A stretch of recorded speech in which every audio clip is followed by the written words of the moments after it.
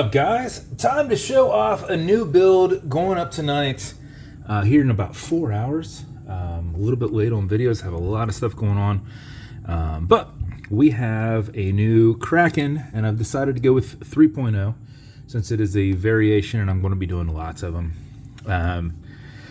Kraken 3.0, this is actually a copper dial that I aged and oxidized, and then I sanded off the upper area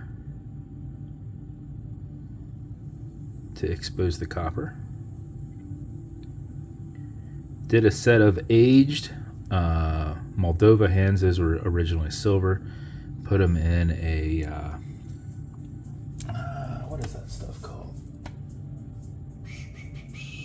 It's not a bluer, because blue doesn't work on stainless. I don't remember what it's called. I can kind of see it, but I can't think of what it's called. But put those in there. It just kind of eats into them a little bit. Second sand's already black, but that's how we did that. This is in a brushed case, and this has a vintage 80s brass bezel that I lightly sanded. It's got nice tones in it which go well with the copper. So in some spots you can kind of see more of a brass kind of gold, like on the inner lip, but on the outer it flows nicely with that copper. So this is a bezel. I only have so many of these left, maybe 6 of them, and I bought them probably 4 years ago. And when I got them, they were all like chromed. They were all like bonded, for lack of a better word. So you had to put them in something. I don't remember. I think I did muriatic acid and hydrochloric acid to eat all the chrome off. And then I like boiled them. I remember. Oh, I had to bake them. That's what it was. I had to put them in and bake them afterwards. So I did this like 4 years ago. And then essentially you kind of polish them up a bit. When you bake them, you kind of get the cool color tones in there. And then I put this on the green side of a Scotch Brite and just did like, you want it to spin in one spot to kind of put some brush marks in. So it kind of gives it a little bit of character. But so if you see this video later on, you're like, ooh, I want that.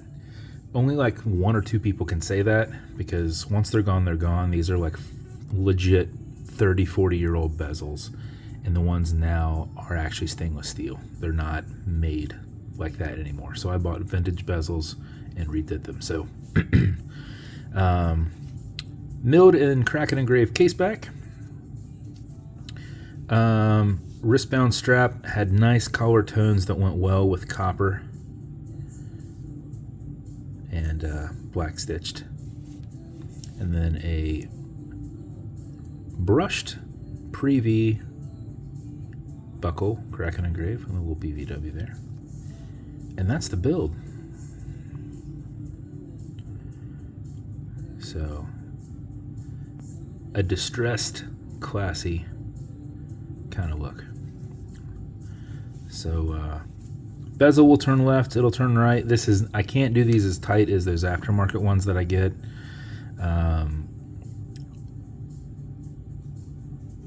The reason that is you can only use certain tension rings in these, and they're engraved a little bit deeply.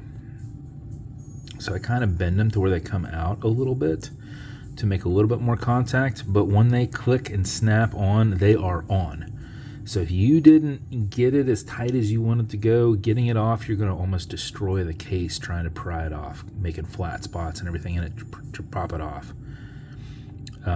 So this is on there decently tight. You're not going to move it unless you want to move it. It doesn't come all the way out to the edge, so it shouldn't move by itself.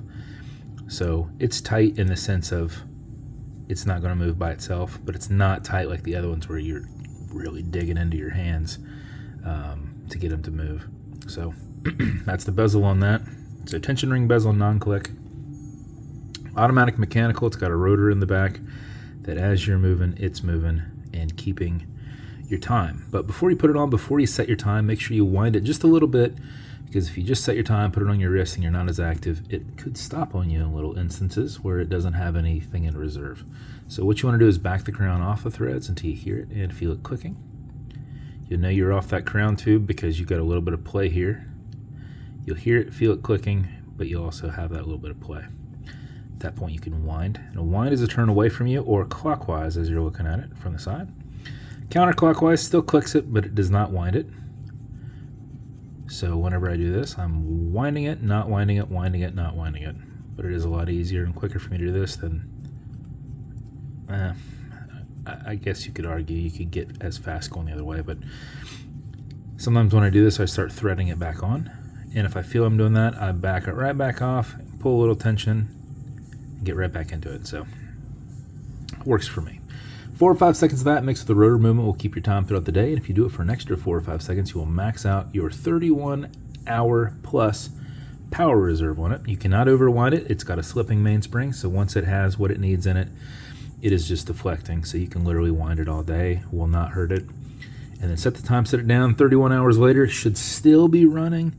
I normally get them around 33, 34, but it's 31-hour plus power reserve. So when you're happy with your winding, you're going to pull it to the 1 and only click. Second hand's going to keep going because this is not a hacking movement. You'll also notice that play that you had before is still there.